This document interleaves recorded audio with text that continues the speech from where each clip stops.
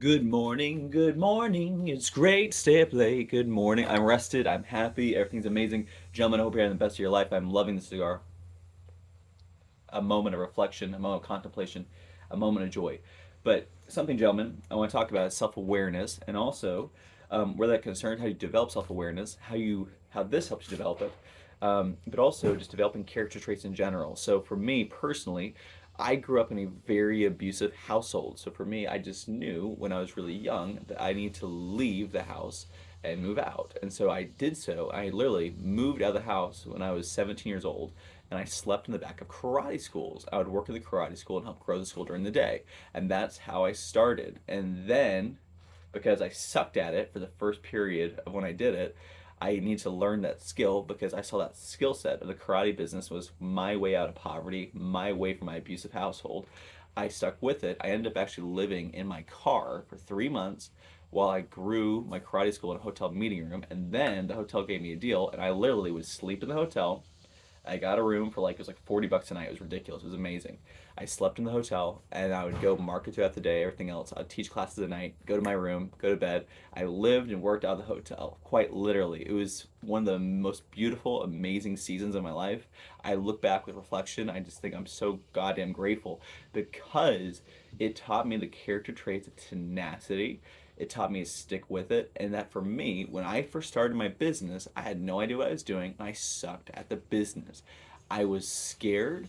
I had just gotten my confidence destroyed by going through a bad assault where I had my bones broken, my concussion, everything else, and all the effects of my concussion.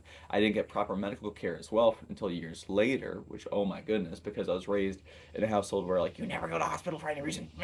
But, which I'm still that way to an extent, but not for broken bones. But besides that, but what happened was, even though I knew I wasn't very good at the business or anything else yet, I knew if I stuck with it, I knew if I demonstrated tenacity, perseverance, if I forced myself to do uncomfortable things every single day, I would be successful. And even though like my market wasn't the best, even though my area, the place, my mindset, everything else, I had tenacity and I stuck with it. And I grew that business, I grew that school. And within, I think it was 9 months, we ended up going to a storefront, which again, all in cash, zero debt, because with supporting myself, bills, everything else from living in a car, I was able to make enough money and save enough money to make those moves to do that. And then I graduated to my $800 a month apartment. I was above a garage. I lived in that. But with all of it, I demonstrated dedication, tenacity, focus. I learned to have grit. And that's important. Every day, even though I didn't mention, I had like severe social anxiety for years, especially as a child. And the way I conquered this was I went to a career where I had to be in front of people every single day. And for my marketing, I would go stand in front of gas stations, grocery stores, all these places and say, hey, can I give you a free pass to my karate school? Awesome. What's your name? What's a good phone number to reach you at? Email, everything else. Who's this for? When do you want to come in? Blah, blah. And so I did that and grew a business that way. And it made me ferocious because even though I didn't feel like I was a king, even though I didn't feel like I was conquering the world at the time, I was teaching myself to persevere no matter what. I was conquering my mind because my mind wanted to quit every single day, and I never did. And so there's a great quote. I think Alex Ramosi has it where if you can stick with it for a year, you're going to be successful.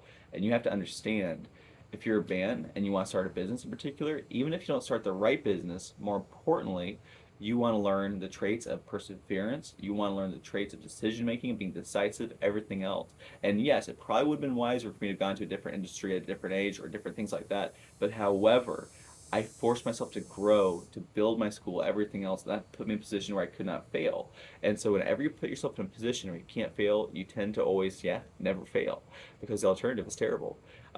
But that's partly why I love these because this kind of is that moment of relaxation where despite all the work, effort, everything else, I know I can always come back, have a little bit of me time, have a time to clear my head, to think, to relax, and that helps me go after it harder and harder every single day.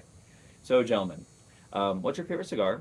What things in life helped you become tenacious, develop grit, helped you stick with it no matter what, persevere? Oh, I didn't mention I didn't have a black belt when I started my first school. So I had to go through all the testing on top of it because I was still a brown belt, testing on top of it and get a black belt.